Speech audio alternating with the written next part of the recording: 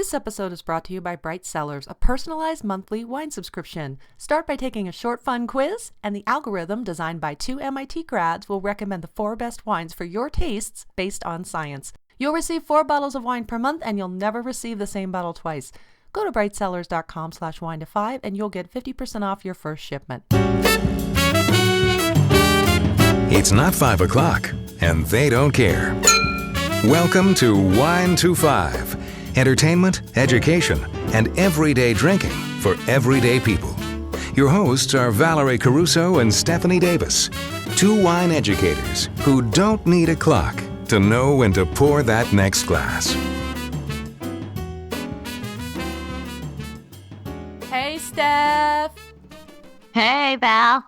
Hey, remember when we had that wine label bottle babble back in episode 95 with the Side Hustle Wino? Yes, I love that episode with Kathy Schaefer. Right? Don't you love trying to say wine label bottle babble without, getting tongue-tied? Wine label bottle babble. Well, I've already had a glass of wine, so wine label bottle babble, wine label bottle, blah, blah, blah, blah. Yeah. And that was such a fun episode. We talked about wine labels and the way people buy wines, and wine labels intrigue just about everyone. So we thought it would be fun and entertaining and educational to bring a branding expert on the show to chat with us more about it. So today we have Cynthia Sterling on, and Cynthia and I met each other at Women of the Vine and Spirit Symposium. Cynthia is the principal and creative director and founder of Sterling Creativeworks, which is a strategy, branding, and packaging design agency dedicated to building standout premium wine, spirits, and food brands. Her firm's work has been instrumental in the growth of category leaders, including Beringer and Chandon. As a luxury branding specialist, Cynthia partners with some of today's smartest marketing minds to figure out how their brands can capture attention, then engage and delight consumers so they, in turn, share their discovery with friends. Cynthia is also the author of Branding Distilled, a comprehensive guide to branding and packaging for craft distilled spirits. Please enjoy today's episode and interview with Cynthia Sterling. So, welcome, Cynthia. Let's get started. Sounds good. Yeah. Cynthia, if you could maybe give us the inside scoop on wine label creation, and if you can tell us what surprised consumers the most. I think consumers would find it surprising that many wine brands are created or just kind of invented by marketing folks. So these wineries don't have their own vineyard or winery. They purchase grapes and they use a custom crush facility to make and bottle the wine. And you can't always even tell this from the label. And it's not necessarily an indicator of quality, but wines all over the price spectrum are created this way. And there's some hints in the language on the back label, like whether it says produced and bottled by or cellared and bottled by. All of those things have slightly different meanings. But there are many wine brands owned by large companies that have several winemaking facilities. And so what they'll do is they'll register the brand at one of their winemaking facilities, and then that brand technically has a winery and can be labeled as its own brand, produced and bottled by. So that's done really often. Another kind of interesting thing is just the amount of regulation. I think that there are things like you can't show people drinking wine on a wine label. Yeah, it's not allowed because, I don't know, maybe we're not supposed to drink it. They wouldn't want to give us that idea. And then there's other language like reserve and limited release and vintner selection that aren't regulated at all and don't really mean anything. And in the design process, we'll kind of add some of the language, interesting language, like we'll say, vintage 2016 or special winemaker selection or something. It becomes a visual as well as a verbal communication. And really all it means is this wine, we want you to think this wine is good, basically. So those are a couple of the things. And then I think the other surprising thing is just how how regulated everything on the label is. So we have to make sure that every piece of typography, so all of the language on the front and the back label, meets the minimum and maximum size requirements for a wine label, and then it has to be located relative to other information in certain ways. So you can't put other information in between the varietal and the appellation. You don't have to use a vintage date, but if you do, there's a lot of rules about where things need to go and what you can show in the imagery and what you can't show in the imagery, and even words you can't use in the romance copy. Like you can't use the word vibrant because it implies high alcohol according to the TTB, which of course, what? Like this is an alcoholic beverage. So yeah.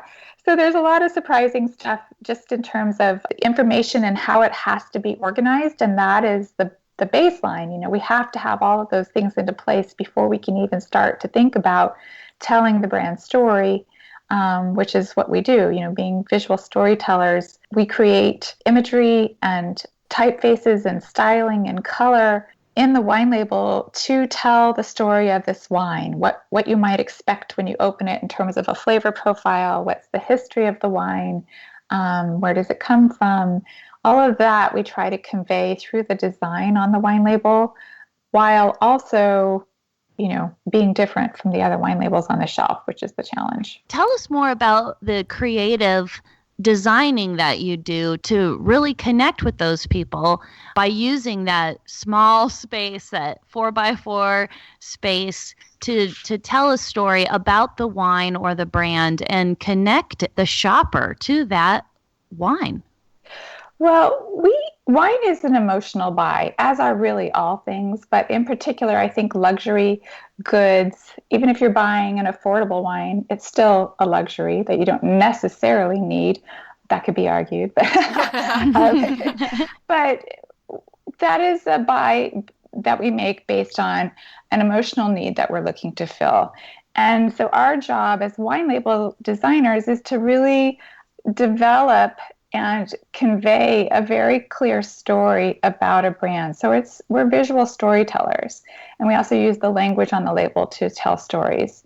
And wineries who face a really competitive market, there's so many wine brands out there, as you guys know, they're challenged by the fact that nearly all premium and luxury wines share just a few classic stories.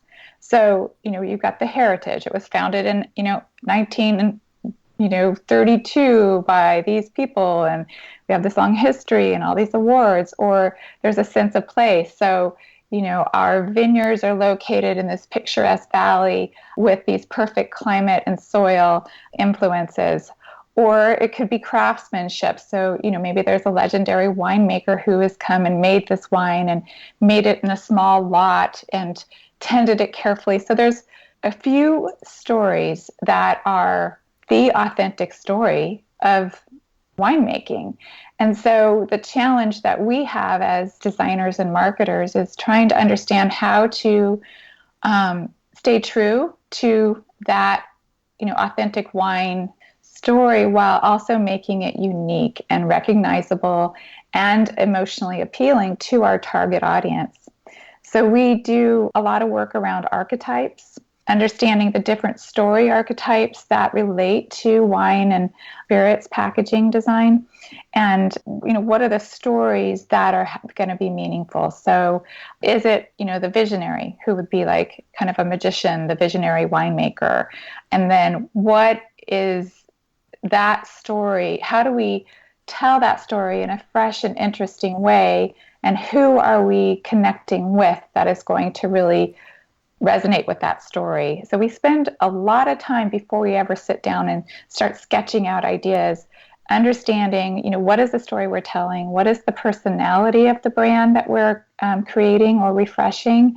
And then what visual content will convey that really quickly? Because, as you said, we've got a 4x4-inch label panel in many, many cases, and we have to be very selective about what we include, and we have to focus on leading the viewer's eye through the information in the order in which they are going to be needing it, so that they can see that this is exactly what they're looking for. So, for instance, a lot of unprofessionally designed labels out there will have, the brand name really small and the product type or varietal of the wine kind of big, or they will have the product type so small that when you're, let's say it's a brand that's sold in the grocery store, people buy based on varietal. You don't go to the grocery store and say, I think I'll buy some wine tonight. You go to the grocery store after work saying, ooh, it's a hot day. I would really love a great French rosé. And you're looking at the rosé aisle, and that's what you're looking for. You're looking for that word that defines the kind of wine you're looking for. And then you want to know the brand name. Is it somebody you've heard of, somebody that seems to have a good reputation? And then you look at the label kind of as a whole to understand, does this feel trustworthy? Does it feel high quality? And understanding the visual language of how to communicate what those things like quality, how do you say quality through design? How do you say handcrafted? How do you say, worth a little bit more money? And that, that's something that is a pretty refined skill set, even within the design world, that takes a lot of years to fine tune that ability to communicate those things through a label design. And I think that the whole thing about conveying the story, it's what is that image that goes on the label? I know I'm a label designer and there are exceptions to every rule, but I really don't think the world needs any more new wine labels with an illustration of a vineyard on it, because it just looks at the end of the day like a generic vineyard. No matter how gorgeous the actual site may be or how wonderful the provenance of that wine is, that vineyard drawing just looks like, a row of vines. So all of these things, these considerations that go into telling that story with a label, whatever that story may be, how much of that actually goes into making a brand iconic or legendary, if any of it, or what does make a brand iconic? Well, I think that, assuming the product is great and that it's going to get good critical reviews, I don't think something becomes iconic or legendary at the higher end of the spectrum unless it has good, wine writers giving it reviews.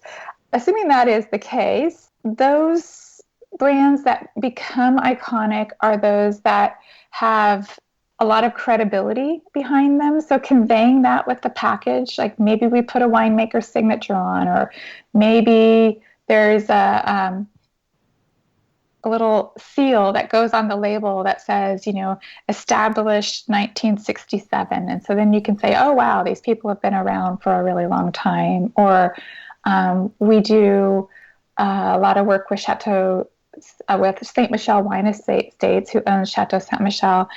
And, they've been in business for 50 years, and saying not only are they in business for 50 years, but being able to say something like, Washington's founding winery. I think those kinds of things we look for. It's not just what the label looks like. It's what the content is, and then how that content is designed to convey a certain style and sophistication. And that's about color and the way that the fonts and type are used in very thoughtful, delicate ways. We'll spend hours just noodling the type on the front of a wine label. How big should Chardonnay be, and how big should Napa Valley be, and should we use this font or that font? And if we put this in red, it draws the eye there. So is that competing with this other thing? And it's like, maybe I could scoot this a little closer, scoot it a little further away. I mean, we just sit here for literally a couple of hours just it's almost like there's a puzzle out there already that we need to find the pieces for and put it together. And it's almost like how authors talk about the story just tells itself to them as they're writing. Design is a very similar process. So it's almost like there's a pedigree behind the iconic or legendary wines that we think about. And when I picture you guys all sitting around the room, I think of like the writer's room at a comedy show, like only because that's the only, writing insight I've been listening to lately. I can picture a bunch of people sitting around and you've got this legendary actor that's coming on like Saturday Night Live or something. And, let's see, you've got Morgan Freeman coming on Saturday Night Live and they're all sitting around the writer's room like, how do we write this skit or whatever, but yet let his stardom shine through? I don't know if it's kind of the same thing or if it's just the warped place that my mind is right now. But is it kind of like that? It is kind of like that. So that is the creative brainstorming process where we sit and think about, what kind of label, what kind of imagery, what kind of style is going to, let's say we're trying to create something that will become iconic and it's, at the high end. So it's going to be attracting people who are very wine knowledgeable, and it's going to be priced, say, at $100 a bottle. In that case, what we would be doing is establishing, in order to be credible at that price point, just in terms of the package, we could either go very understated, like if it's a more reserved kind of minimal yet elegant design, that like right Apple, there. Maybe like a how Apple little bit does like that. Apple, which is more modern, but yeah, absolutely. Or the other end of that same range, and it all again depends on your target audience. So if you're talking to, say, baby boomers and millennials who are at a higher income level, something a little bit more fresh and modern and minimal, but with just a little bit of classic wine cues, maybe there's a little script lettering on there or some borders or something that is reassuring, but it's a very sort of understated, like we don't need to try that hard kind of a thing, Yeah. And on the other hand, if you're talking to older consumers and they're buying it mostly in, the non-coastal regions, maybe in a liquor store or a sort of large retailer like Total Wine or something, those labels tend to go more traditional, and often to that audience, the perception of really high quality, which goes along, of course, with legendary, is a little bit more ornate and more detailed and more traditional, coming kind of out of the European tradition as it's filtered through the US and California sensibilities. So we do think about who is the audience and what are they looking for and what is their level of, what is their style comfort. So some groups of people really don't understand minimalism and don't understand why there would be this kind of abstract art or something on the label. And other people are much more open to that and even feel that that is something that makes it more exclusive and more of an insider buy, like they get it and other people might not. So it all depends on who your audience is. But we do, in our process, sit there and think about, well, okay, I think this should be pretty minimal and clean, but maybe it has like a really unusual color that can be ownable, that will make this brand recognizable. And so, when you think of Veuve Clicquot champagne, that orange yellow, that's just, whenever you see that, it's them. And so creating something about the brand packaging that feels really unique and recognizable and memorable so people can find the brand again later on shelf. Those are all the things that we try and do to create something that is iconic and legendary. And the wine has to back that up. So it's, I think of a wine as the product itself, the flavor experience. There's all of the history and romance that we associate with wine, which is part of that experience. But we also think of the package design as being a big part of the experience, because most people don't get a chance to visit the winery, if there is one. And that visual experience of the package and the tactile experience of being able to touch it and hold it, and the weight of the bottle and the details that have different sort of surface textures on the label itself and the kind of paper that it's been selected, all of those things are a part of the consumption experience. And we really believe that if those are done right and everything is really integrated and pulling in the same direction, so, the word is congruent, if everything is working in the same way, that the wine actually tastes better. I believe it. I totally believe that. That's just like being wine on vacation, why it tastes so good. Yeah. Isn't it true? Well, that was our very first episode, and it is so true. There's so many things that go into it, just like when you're dining and the visual aspect of the food and how it's plated and everything. It has a lot to do with how you're going to experience it, So definitely. Well, let's move on to what's on the horizon for the marketing innovations in the wine and spirit world. I'm seeing a lot of new containers coming out. So alternative containers to the traditional glass bottle. There are a lot of new companies launching competing concepts in that space. So we'll have to see who's able to execute those well and make them commercially viable. But so far we're seeing, of course, wine in bottles. Then we've got the Tetra Pak, so like the box wines and the little single serve Tetra Paks. But I'm seeing a lot more in cans, even at the high end of the spectrum, much like we're seeing in craft beer. And then we are actually working with one company, and I know there are several companies kind of racing to develop the ideal single serve experience where it's a cup, but it's not feeling like you're drinking out of cheap plastic, and yet it's eco-sensitive and not overly expensive. And the key thing is has a really good quality wine in it. So you can already get some things in the Zips cups and so forth that are, drinkable, fun picnic wines. But for those of us who have palates that have been ruined for cheap wine, have more expensive palates, it's exciting to think that I might be able to go into a deli or a ball game or an airplane and order a single serve wine where I don't have to drink the whole bottle, and it's a really good quality product. So there's some interesting things, and there's also even technology coming on where products can not arrive to market, but you can chill them without a refrigerator. So there's technology built into the packaging.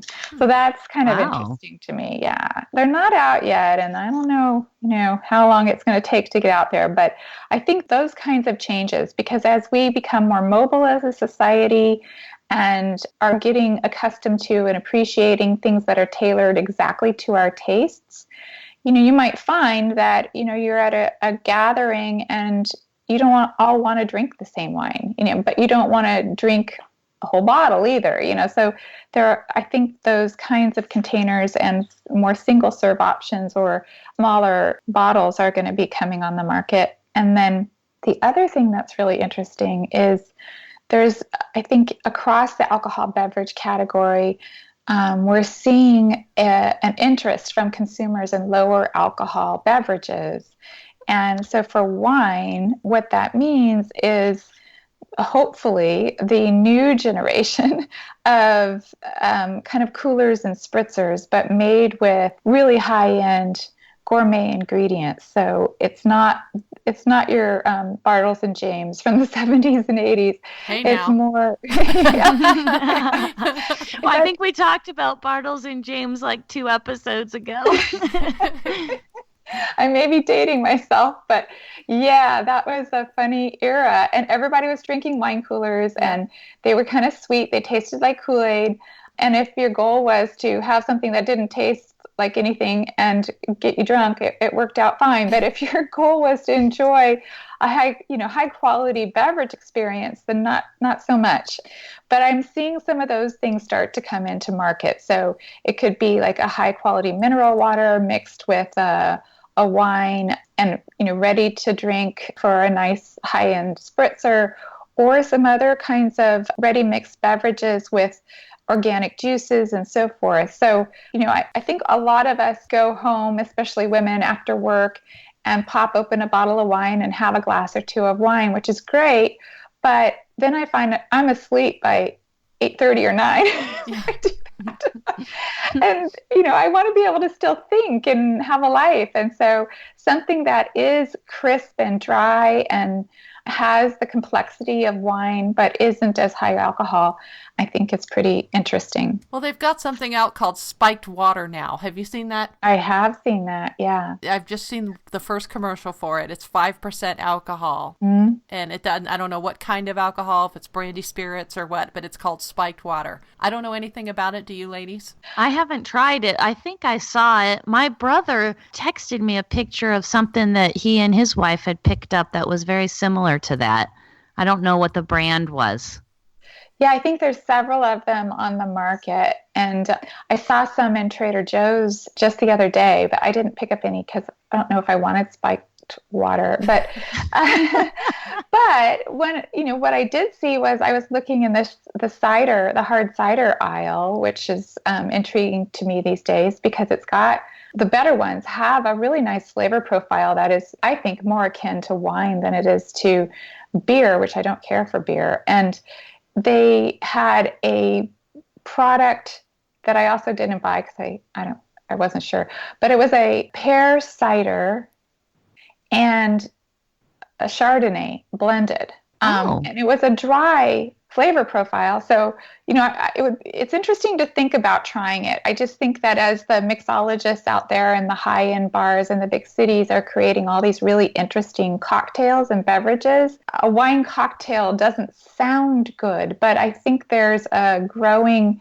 trend towards looking at how we might use wine and other really high quality ingredients to make interesting, sophisticated beverages that are lower in alcohol. And I think we'll see some of those ready to drink in the market in the next few years. Speaking of other kinds of beverages, your book talked about craft distilled beverages and branding. In fact, listeners, it's in our store. So we're wondering how branding is different for all these craft distilled spirits that you see out there as opposed to wine. How are those things different? Well, each category kind of has its own, visual dialect, if you will. Yeah. And so spirits in general, and of course there's exceptions to everything, but in general, I think craft distilled spirits and spirits across the board are bolder in their packaging design, whereas wine is more subtle. There's more of a focus on elegance and nuance on wine, and with spirits, it's a little bit more bold and stronger, bolder. Mm. And when I think about that, it makes sense because when we think about the archetypal stories that are true in the spirits world versus the wine world, they are different. And when people are looking for a bottle of spirits, they're looking for a little bit of a different kind of emotional payoff. So wine, they want usually that romance, that kind of leisurely meal sort of setting or a social setting where you're sipping and enjoying. Whereas with spirits, I think it's often about mixing, or it's about fewer drinks in more of a purely social setting. There's less of the food involvement in general with that. So I think it's a more bold, often more masculine look, not always. And I do think that's shifting, but it's often more masculine, whereas wine is a little bit more feminine. And I think wineries are the kind of imagery that would go on a wine label is usually more elegant and complex than what might go on a spirits package. You've got these crazy sort of edgy spirits packages, or bold and dark, or, I'm thinking of like Jack Daniel's, it's got ornament on it, but everything is big and it's bold and it's high contrast and so forth. Yeah, almost just striking kind of too. Yeah. Gets your attention, and yeah, I like how you described it. Yeah, it's fun to work across different categories. We do focus fairly narrowly on wine, spirits, and luxury foods, but it's nice because we'll kind of learn something, we'll discover something visually that is interesting and see other applications for it across other categories, which is nice. And I I think that with the craft distilled spirits movement, and because most of us who specialize in wine also specialize in spirits packaging design, we're seeing some crossover. So there is a bit of the sort of spirits look, especially that apothecary look that has been so popular during the whole craft spirits craze. You're starting to see that show up on wine labels as well, too. So there's a little bit of cross-pollination going on there. I haven't really noticed that, but I bet anything next time I'm out, I'll be like, that's the apothecary thing she was talking about. Yeah, you will see it. I bet I will. Well, let's talk about some fun stuff about what you've been doing and who's been the most enjoyable or the most fun and silly, whatever it is that's fun, because we like fun on Wine 25, in your marketing career, Cynthia. Well, I have had a lot of fun working with a lot of different kinds of clients. And so traditionally, the wine industry was made up of families who had been in the wine business for a couple of generations, and you end up with all kinds of crazy situations where you've got the younger generation that's like, come on, we got to get rid of grandma's, package. Nobody can relate to it anymore. And the older generation who are just like, but we've always had it like that and we're afraid to change. And then, you get people who are mad for whatever reason at another family member. And so they throw down roadblocks to the process of redesigning a package because they're trying to get the revenge. And then, so that all gets very interesting, and understanding the dynamics between different people and some of the history there. Like when you're working, we used to do work for Robert Mondavi Winery before they were purchased by another large company. And then we also did work for Charles Krug, which was the Peter Mondavi family, or is still the Peter Mondavi family. And those, Peter and Robert were brothers who had parted ways many years ago. And, one of them went off to establish a high-profile world-class brand, and the other one hasn't made that level of success. And it just kind of knowing what you can and can't say, because those two, so Krug owns CK Mondavi, which is a 1.5 liter mostly brand that is a value brand. And then Robert Mondavi wines are higher priced than that. And they both say Mondavi, CK Mondavi, Robert Mondavi. And I've seen it on wine lists where it'll be like, we've got the Mondavi cab. And I'm like, okay, can I see the label? Because this is maybe not the same as what I'm looking for. And so it just treading that sort of family dynamic line and getting people what they really need and what's going to work in market while navigating through some of the family politics. Just there's never a dull moment when it comes to that stuff. So that's kind of fun. And then we also really love working with our innovation team clients. So the large winery organizations have innovation teams, and those are charged with creating new brands, new product concepts, and getting to sit around and look at, what kinds of ideas do we have? What part of the market isn't being served? What kind of wine would meet the needs for that part of the market? What would a good brand name be? And just, creating it from scratch. And of course, the wine is real and it's high quality, but the whole brand story is something that we get to invent, and that is really fun. I love doing that. I bet. That does sound fun. It also sounds fun to be on an innovation team. Yeah, it is really fun. And so, like, for instance, one brand that we created with the innovation team at Constellation Brands, who owns a lot of the wineries that you would be familiar with. We created a brand called Tom Gore, and Tom is a viticulturist, so he grows the grapes and manages the vineyard for Constellation, and he was going to be the man behind this wine.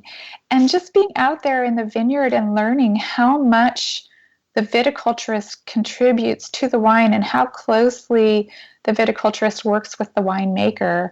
And they get to know each little block of the vineyard, which way the light hits it at what time of year, and is there a little pocket where the cold, settles and doesn't warm up during the day as quickly. All of the things about the vineyard and what kind of clones they've planted and how they prune it and how much water and nutrients and all those things, that affects the flavor of the grapes. So it might be all one grape variety in this, say, 10-acre vineyard, but each little block has a slightly different, there are possibilities and sort of natural tendencies of different blocks that you can enhance or minimize depending on what you're trying to achieve in the final blend.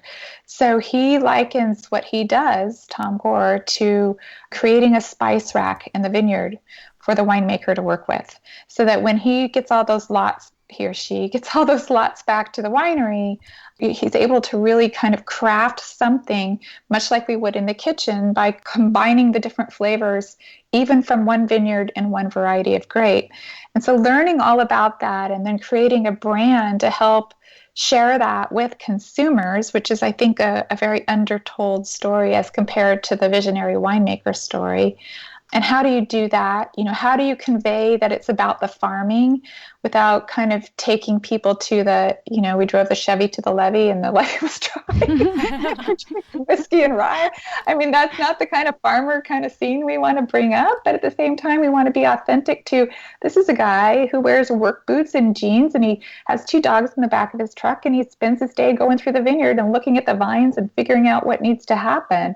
So that was an interesting project, and that's really fun for me. I love learning new stuff and then figuring out how to craft that into a really compelling story and a really compelling package design that delivers additional value to the consumer so that they're getting more than just the product inside the bottle. They're getting a whole experience. Well, speaking of taking the Chevy to the levee, and that Don McLean American Pie is in my iPod. I can sing all the words. I love it, love it.